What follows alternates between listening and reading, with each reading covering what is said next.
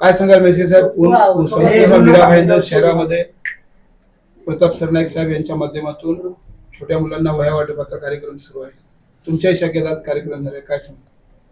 आदरणीय हिंदू हृदय सम्राट शिवसेना प्रमुख बाळासाहेब ठाकरे यांनी शिवसेनेची जेव्हा स्थापना केली त्यावेळी शिवसेना हा एक राजकीय पक्ष नसून एक संघटना होती आणि त्या संघटनेच्या माध्यमातून 80% समाजकारण 20% राजकारण हा बोध आणि सल्ला बाळासाहेबांनी शिवसैनिकांना पदाधिकाऱ्यांना दिलेला होता. आणि त्याच धर्तीवरती आज आमचे शिवसेना उपमुख्यमंत्री आणि शिवसेना मुख्य नेते एकनाथ शिंदे साहेब असेल, परिवहन मंत्री प्रताप सरनाईक साहेब असेल, त्याच पद्धतीवर आज या महाराष्ट्रामध्ये काम चालू आहे. प्रताप सरनाईक साहेबांनी नेहमीच जनतेला आणि विभागातील समाजासाठी काहीतरी देत राहिलेले आहेत.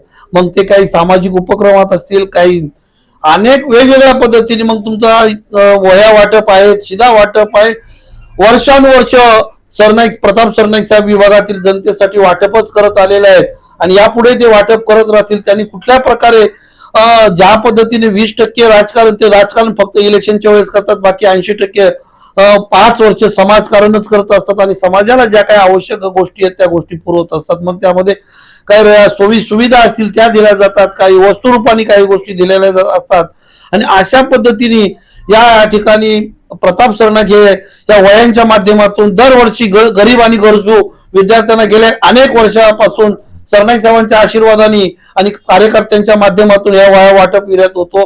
प्रत्येक घराघरामध्ये प्रताप सरनाईक साहेब आणि शिवसेनेचा प्रचार प्रसार आज इथे केला जात आहेत. अजून आजूबाजूचे आमदार आम्ही बघतोय फक्त घेतात, ते काय काय घेतात हे सगळं मीडियाच्या माध्यमातून समाजाला जनतेला कळतंय. पण प्रताप सरनाईक साहेब हे फक्त देण्याचंच काम करत आलेले आतापर्यंत समाजाला आणि जनतेला ते देत राहिलेले आहेत आणि परमेश्वर त्यांना त्याच दृष्टीने देत आहेत आणि परमेश्वर त्यांच्यावरची कृपा दृष्टी ठेवत आहेत. असंच सरनाईक साहेबांच्या हातून यापुढे समाजाची विविध प्रकारे सेवा घडो, त्यांच्या हातून समाजाचं ज्या पद्धतीने आज समाजाचं भलं होतंय असंच यापुढे त्यांच्या हातून त्याचं भलं व्हावी अशीच परमेश्वर चरणी प्रार्थना करतो.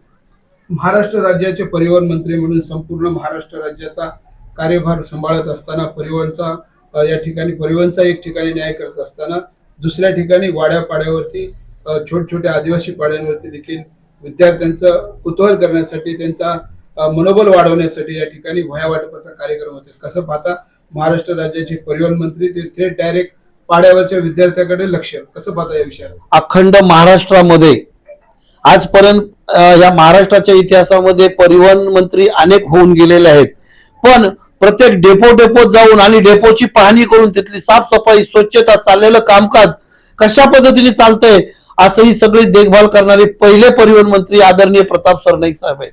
आणि एवढा संपूर्ण महाराष्ट्राचा लोड बोजा डोक्यावर असतानाही आजही सरनाईक साहेब आमच्या विभागामध्ये वाड्या तोड्या पाड्यावर जाऊन त्यांच्या समस्या, त्यांच्या अडीअडचणी, गरजा आणि त्यांच्या मुलांना आज या महागाईच्या काळामध्ये शिक्षण महागलेलं असताना कुठेतरी थोडासा हातभार लागावा आणि म्हणून शैक्षणिक वस्तू म्हणून वह्या वाटप दरवर्षी प्रताप सरनाईक साहेब स्वतः करतात आणि चौकशी करतात, या पाड्यावर वह्या गेल्या का, त्या पाड्यावरती वह्या गेल्या का.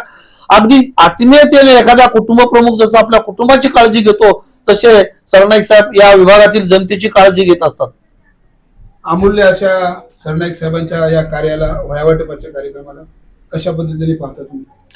डॉक्टर बाबासाहेब आंबेडकरांचा शिका आणि संघटित व्हा हा मंत्र आपण गेल्या भारत स्वतंत्र झाल्यापासून आपण अंमलात आणतोय आणि आजही शिक्षणामध्ये बऱ्याच अडचणी येतात. तर त्यामध्ये सगळ्यात मोठी अडचण असते की आजही आपण बऱ्यापैकी आपला समाज गरीब आहे, शिक्षणासाठी हवं तेवढं अर्थबळ प्रत्येकाकडे नसतं.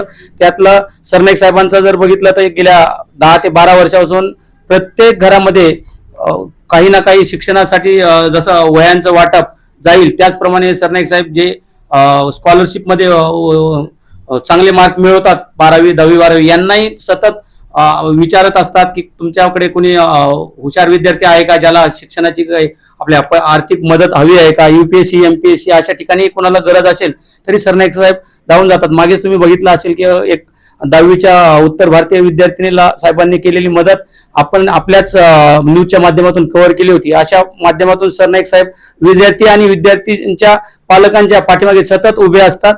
त्याबद्दल त्यांचे मी धन्यवाद देतो. असाच कार्यक्रम त्यांचा वर्षानुवर्ष चालत राहो. ही अशी अपेक्षा करतो.